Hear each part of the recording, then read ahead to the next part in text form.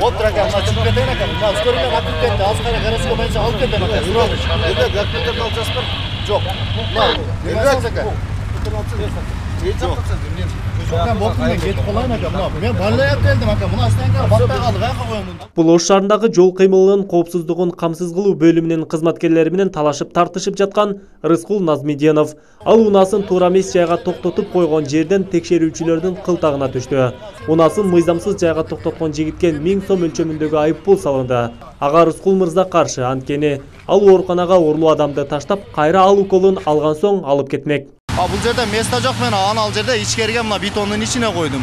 Бул жерге келсем жазып атат. Кайсыл жерге коем анан? Место жок өздөрү. Анан законный требовать этет. Мына уже пробка башталды мына ал жерде. Аны ал жерде о бетон үстүн карасаңар, ушул жерде ол жерде уже туруп алып неме кылдат. Ана уже жол жок айдап атат. Анан көрдүңөр, уже жол жок. Анан буруп уже пробка уже күндө ушул жер. Мен мына ал жерге Audи'нин жанына койгом. Мына жерге.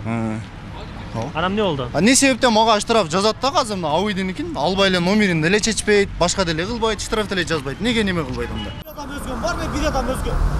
Айдоочулардын айткандары да орундуу. Ош облустар аралык бириккен клиникалык ооруканасынын автотоктоочу жайы тар болгондуктан унаалар батпайт. Андан соң оорулуудан кабар алууга келген адамдардын унаасы оорукананын кире бериш жериндеги жолго 2 катарга тизилет. Ага таксисттер да кошулат. Ошентип тез жардам кызматынын унаасы ооруканага бейтапты тыгында алып кирет. Ошо биздин шаарыбызга келген меймандарга, шаар тургундарында ошо ыңгайсыз жалган шарттарды жоюу максатында бүгүн иш-чараларды алып барып атабыз. Ошо карабастан шаарыбызда транспорт аябай көп. Өзүңүздөр көргөндөй азыр обул больницада транспорт көп болушунча тазалап атабыз. Иш-чара алып барып атат. Кече күнү 350 протокол түзүлдү. Ошол туура эмес токтогон автоунаалар боюнча. Жол кыймылын көзөмөлгө алган кызматкерлердин жумушу да түйшүктүү. Жол белгилерине көңүл бурбай калган айдоочулар унааларын жол четине каалагандай токтото салып өз жумуштарын бүтүрөт. Бул арада негизги жолдо унаа тыгындары күч алат. Айдоочулар жолдогу эрежени бузуп турса да, аны мойнуна алгысы келбей, эптеп чуу чыгарууну көздөп турат. Мен сизди жерден көрүп атам, урматтуу айдоочу. Мен тартпачы камераны. Берип тартпачы. Ойна кетип атам. Ойга шашып атам.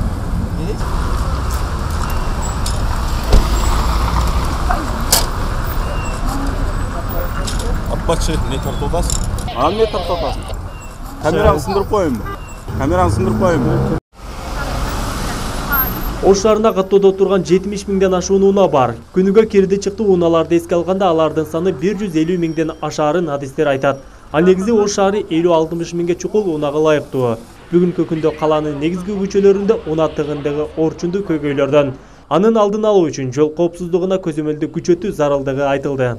Ош шаарынын генеральный планы негизинде атайын автовокзал Горгайынын жанында каралган, өзүңүздөр билесиздер. Заман барып автовокзал турат ал жерде. Андан башка мына ушул эле жерде, мына жерде автостоянка каралган, бул жерде каралган.